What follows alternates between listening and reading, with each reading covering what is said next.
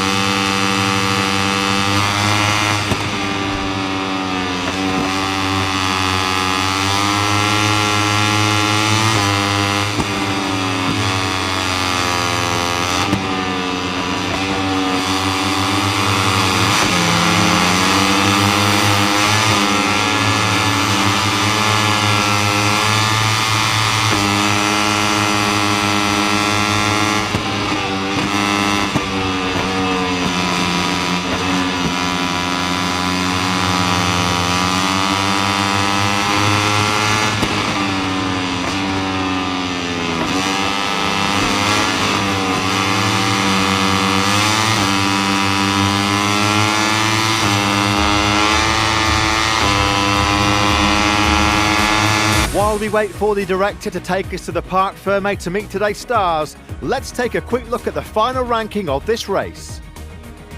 Riders.